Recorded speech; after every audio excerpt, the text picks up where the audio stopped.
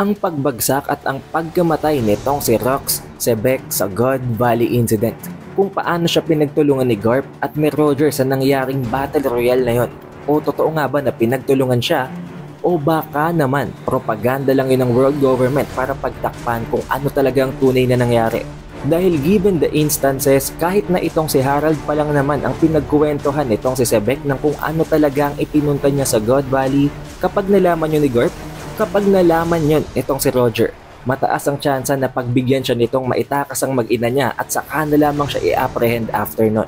Considering na wala ngang mga Holy Knights sa kwento ni Sebek, walang Gorosei, wala si Imusama, mataas ang tsansa na hindi talaga yung totoo. It could also be the reason kung bakit hindi nagkwekwento si Garp ng kahit na ano tungkol sa nangyaring insidenteng yun.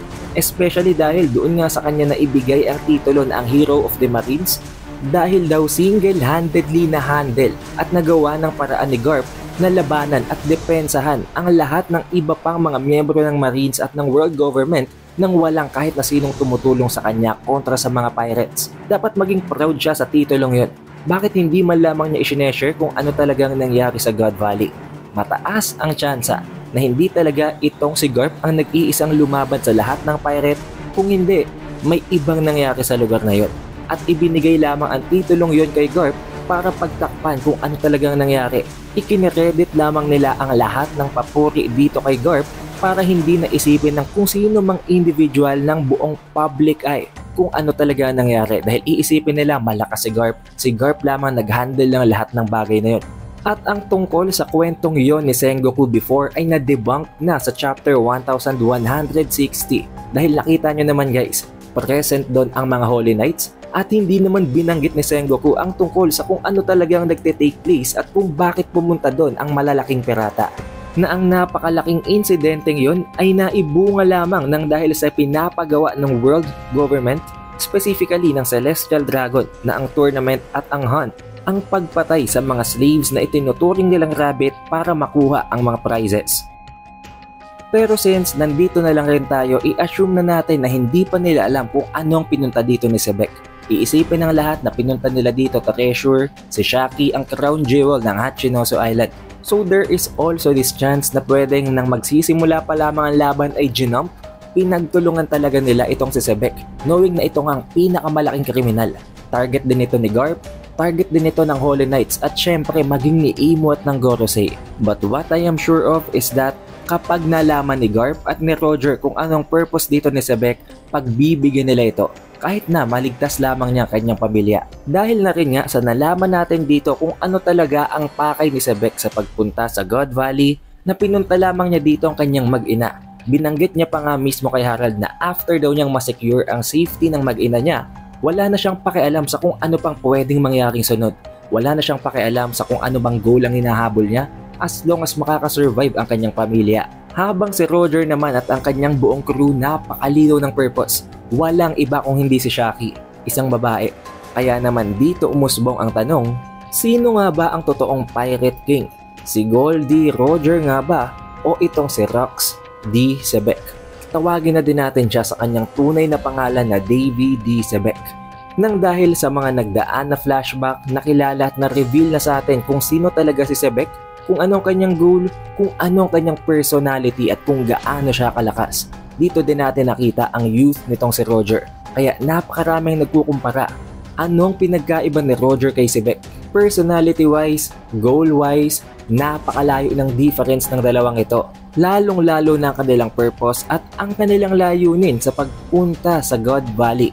Kaya naman napakaraming nagsasabi, si Roger nga ba dapat ang Pirate King o itong si Davy D. Sebek? Dahil sa achievements, sa goals at sa lahat ng mga naipakita at napatunayan ng dalawang ito, napakalayo ng nagampanan nitong si Sebek kumpara sa nagawa nitong si Roger. Oo, kinoconsider siya na isa sa legendary na trio sa kanilang era pero wala naman siyang napapatunayan maliban sa kanyang lakas. Kumpara dito kay Sebek, napakarami niya nang nagawa. Sinimulan niya ang kanyang karir sa pagpatay ng isang admiral. Isang bagay na wala pang kahit na sino sa loob ng verse ng One Piece ang nakakagawa. At hindi lang yon, after niyang pinatay ang admiral na yon, tumakas siya ng walang kahirap-hirap at sinira niya pa ang isa sa pinakamalalaking wall na naghaharang sa world government at sa Marijoa. Sinimulan niya ang lahat ng ito from scratch guys. Nagnakaw siya ng isang ship mula sa mga Celestial Dragons at ginamit niyang perang yun para magkaroon ng sarili niyang ship. Nakipagsapalaran siya sa Navy backfights para lamang makakuha ng malalakas na mga crew members. Napaka-massive din ng ginawang epekto, ng ginawang impact ng crew nitong si Sebek. Napakarami ng sinira nilang nations, ng sinira nilang mga ports, mga towns at ng mga ni-raid nila ng mga island. Unlike nitong sila Roger, hindi din siya naging napakapatay na patay sa isang babae for a very long time. Dahil at some point, nagkaroon nga siya ng anak, nagkaroon siya ng kanyang sariling pamilya. At ang isa sa pinakamalaking feat na nagawa nitong si Sebek, in-infiltrate niya hindi lamang ang Marijoa, kung hindi mismong ang Room of Flowers ni Imu. Habang pinagbabantaan nito at binibigyan ng warning na babalikan niya itong muli. Na at that point, mataas nga ang tsansa guys na baka hindi pa alam ni Roger at ni Garp na nag-e-exist si Imu nang nagsisilbing pinakautak ng world government. Sa pagkakataon ding ito ay wala pang concrete na goal, wala pang concrete na finish line si Garp at itong si Roger. Unlike nitong si Sebek, binabalak niya na talagang i-overthrow ang buong mundo. Gusto niyang maging siya ang king of the world. At meron siyang malinaw na mapa, malinaw na estratehiya kung paano niya yung gagawin. Tulad na lamang ng kung paano nila tina-target na kunin ng dalawang legendary devil fruits na magsisilbing key daw para talunin ang world government, especially si Imu. And compared kay Roger na napakaraming beses nang nafe-feature sa manga, napakaraming beses nang nabanggit ang pangalan at ang kwento ng kanyang buhay, dito kay Sebek, 6 chapters pa lang guys ang nagdadaan. 6 na chapter pa lang. Napakalaki na ng impact niya sa kwento. Nakita nyo na din kung anong dahilan kung bakit itinuring siyang isang napakalaking kriminal at kung anong epekto niya maging sa current generation, kay Loki, kay Blackbeard at sa marami pang iba.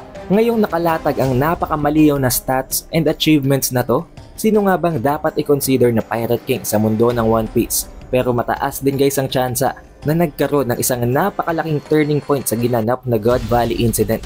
Maaring doon i-share ni Sebek kay Roger ang napakaraming information na siya lang ang nakakaalam na nakuha lamang niya bilang isang sekreto mula sa Davy Clan at kay Davy Jones.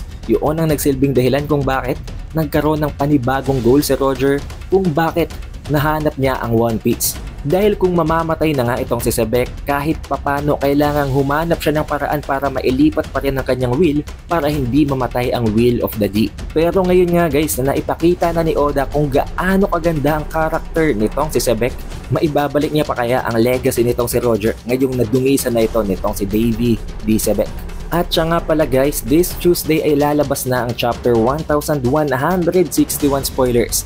Ang mangyayaring sagupaan na mismo.